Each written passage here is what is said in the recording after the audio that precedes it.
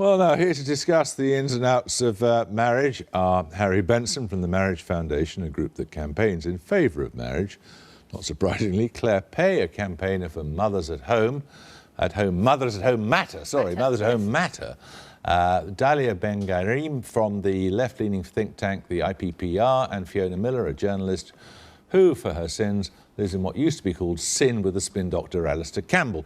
Now, what business, can you answer that question that that couple were perplexed by? What business is it of the government whether people are married or not? It's a great question, and of course you'd think if all relationships were the same, then it wouldn't make any difference. But the government is deeply involved in family life already.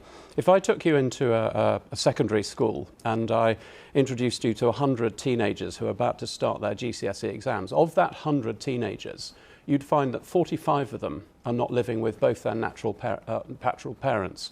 And that's where the cost of family breakdown has spiralled out of control. 45% of kids are now living without their natural parents, and the state spends an absolute fortune, quite rightly, protecting and supporting lone parent families. Fiona Miller. Am I supposed to respond to that? Or? Yes. Well, I think there are if you're talking about the reasons children don't achieve, they're very complicated. And I think we know there's a correlation, don't we, between married couples that stay together and outcomes for children. We don't know that there's a causal link, and I think there are a lot of other reasons why children don't achieve, and the state has a business looking into people's, or having policy for people's personal lives and family lives, but should be to support families in whatever form they come, not simply families who are in a married don't couple. fetishise, to use the wrong word, but don't make a big deal of marriage. I think you're talking about stability and commitment for children, and there can be stability and commitment even with a couple of parents who separated. Why wouldn't you just penalise people who get divorced then? The government could fine people for getting divorced, couldn't Don't they? you think people are penalised enough when they get divorced? No, let's look at what works. Of the 55 kids that I've introduced you to in Year 9 who are about to start their GCSEs, of those 55 kids whose parents are still intact, 51 out of 55 are married. It's the model that works, and gorgeous Fiona here, who's managed to make it work for all these years, is very much the exception. No, I don't think that's true. But if you're going to make a policy based on... Which bit's not true? I don't think I'm the exception, because there are a lot of successful family models that don't involve marriage. And I do think it's about the quality of the relationship rather than necessarily about the status. And we know that, children do well in loving, warm environments, and that doesn't necessarily mean that they have to be married environments. It means that they, you need to support the quality of that relationship and the stability in that household. Kids will do much better in a household where it's loving and warming rather than if it's in a married household where the parents are in conflict and arguing all the time. What is it specifically about marriage that makes it a better environment to bring up children in? It's the commitment, it's the stability. I think Harry has mentioned the statistics behind it, that you just are more likely to separate if you're cohabiting than if you're married. To get married, at some point you've discussed your long-term future. You've said, I want to marry you. You haven't just ended up living together and then carrying on because nothing else has happened in the meantime. You've discussed it, you've committed, and you are married. But I do think that, to compare people who are cohabiting to those who are married is not a like-for-like comparison in a way. Most people now cohabit before they choose to get married, if that's what they choose to decide. And so it's not really comparing like for like. So it's kind of unfair to say that those who are cohabiting, have a different range of... The data is more complicated than that, I think. Fiona, tell me to back off if I'm prying here, Okay. but why did you make the different decision, which was the decision not to get married? Well, I've always felt that marriage was a bit of a patriarchal institution. I didn't like that aspect of it. I'm not religious. The ceremony doesn't appeal to me at all. And it's interesting because since your researcher phoned me up last week to talk about this programme, I've thought about the reasons more than I have done in 33 years. I could never think of a good reason to do it. It wasn't there was a reason not to do it, but what was the reason to do it? We had a commitment to each other. We've got 3 children. We had our ups and downs well chronicled in his diaries, so I'm sure many people know about them. But, we've stuck together over 33 years, and I think that is a form of commitment and stability. And I frankly, I find it quite offensive to hear from politicians that our form of family life is any less valid than somebody who happens to, have a ring on their finger. Perhaps they're not saying that. Perhaps they're merely saying it's slightly more vulnerable.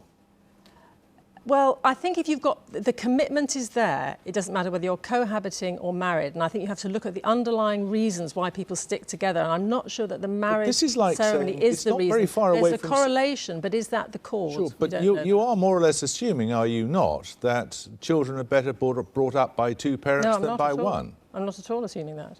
I mean, it's the choice that we've happened to make, and I think a lot of people do make it, but I think I can think of many successful families that don't have two parents, and the children achieve extremely well. And I think, again, you have to be very, very careful about making these judgments about what is the right type of family model and what is the wrong type of family model. These judgments do seem to be made all the time. If we were to take your argument seriously, what mechanism do you think should be imposed to try to get people to get married and stay married? Well, I think you can't get away from this basic fact that 51 out of 55 kids in this case are living in intact married families. You've said that. Yeah. Come on, tell us how you think the government could get people to get married and stay married. OK, well, the first thing is that the current government policy actually penalises married couples. And the reason it does that is particularly at the low end, is if you're receiving tax credits, if somebody moves in with you, then their income comes into your household and you lose your tax credits. And that's called the couple penalty, and it's very, very well known. I spoke to a mate of mine this morning who's happily married, and he said he'd already worked out that if he and his wife split up, they'd be so much better off than if they were living together. And that's utterly mad. A marriage tax break would be one of the ways of righting that wrong. And how much money do you imagine it would take to persuade someone to get married and stay married? Well, I don't know if it's necessary the amount of money that you need to persuade someone to get married, because we give child benefit. You're the one who's going on about it. Well, we give people child benefit, and it doesn't cause people to have children. We pay pensions, and it doesn't cause people to get old.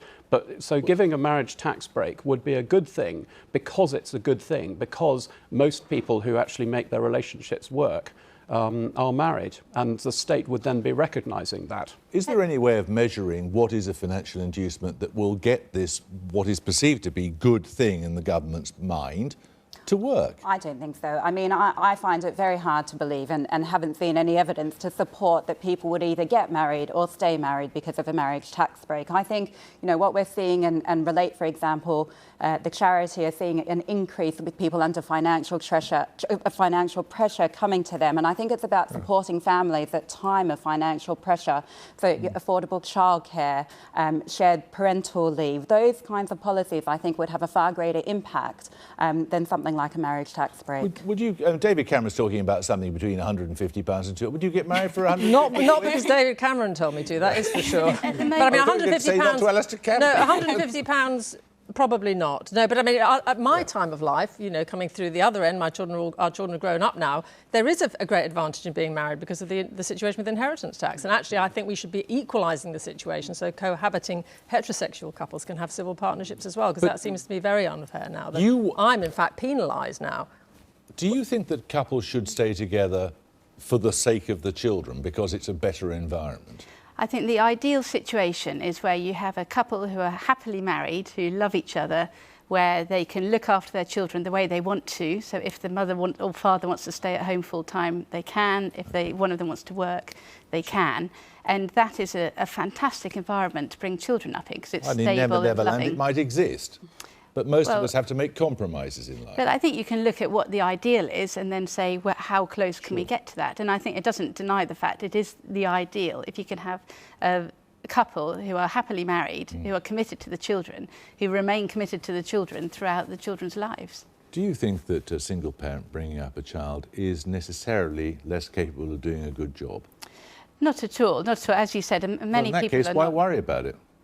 Because it's great if you can have a father and a mother living together. So you assert. Where's the evidence? Because when you have parents living together, you develop attachment, you develop bonding with the children. I have to say, sometimes my husband works away, and it's much easier when he's around that the children get a balanced approach to being brought up. They have the male version and the female version, and that works really well. It's very hard when I'm on my own. What's the evidence on this? Well, I think families are far more diverse, and there's a much, I don't think that's, families thrive in different environments, and I think when people are able to make choices that work for them, that's when kids do really well. That's when you get a loving and supporting home that children and couples or people on their own who make that decision thrive in. But at the moment, a lot of families can't make the choices that they want to make, because if you have a single income family, you're much more penalised in the tax system. Single income families pay a much greater proportion of tax than dual income families. If you're earning £36,000 as a single income family, you're going to be paying £2,500 more in tax than if you're a dual income family. So actually a lot of people can't afford to stay at home to look after the children or work part-time. A lot of people do have to work. They're not happy. Couples. Sorry? In some cohabiting couples, people stay at home and look after the children. I think there aren't any hard and fast rules about this. I think what Claire's trying to say is, I think if parents separate, I think it is partly the role of the state to help to support that family, to maintain good relationships with both parents. What we're saying is it's important for children to have a relationship with both parents if they can do in those situations. But sometimes it's not necessarily the right thing for people to stay together at all. When you look at the growth in divorce and when you look at the growth in cohabiting couples, children born out of wedlock, and the fact that there is no longer any kind of stigma, really, against either divorcees or bastards, there's no stigma any longer that attaches to this, because, as you say, children see all sorts of models in school. Is this a bad thing? Surely it's a good thing. Well, I just want to pick you up, if you'll forgive me, on this business of there being more divorce. There isn't more divorce. There hasn't been more divorce. There's a lot more divorce than there was in 1950. Well, yes, compared to 1950, but compared to 1980, that's not true. And we had 1 million lone parent families in 1980. There are 2 million today, and we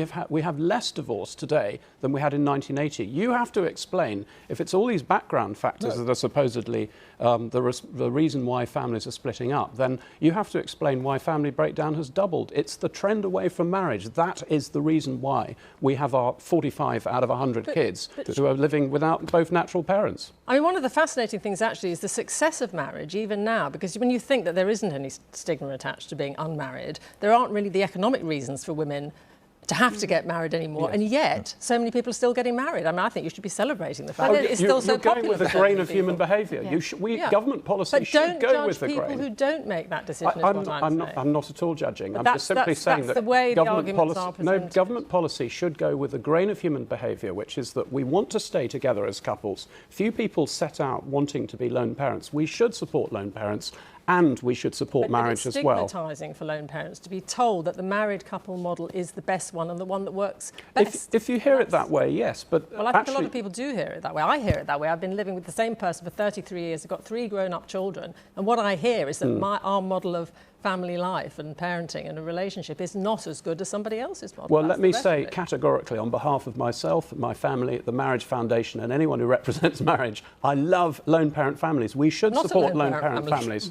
No, but we should support lone parent families, but we should also support married families as well. You can do both. And unmarried families. No, because this is the model that doesn't work. That's the problem. No, come on. OK, if I told you that my uncle had died aged 90, having smoked 60 fags a day, then he's the exception, not the rule. You can't go around telling everyone to smoke just because he's done OK. But I think Fiona's done brilliantly, but she is not. She is the exception. And lots of marriages fail too. Yes, they do, but very, very few, tiny numbers of unmarried couples make it through. It's difficult. Everybody knows it's difficult. Not tiny numbers. But that's why it's smaller proportion than marriage. But the numbers are different to begin with, so you can't compare married to cohabiting families. And I just think you have to accept, and reflect that society is different, and there are far more, different family types, and people are making choices that work for them, and it's dynamic. Not everyone will remain in the same relationship status throughout. They will change, and different environments will work differently. But one of the reasons Fiona's here, other than her great contribution, is that we're slightly surprised that someone who's been cohabiting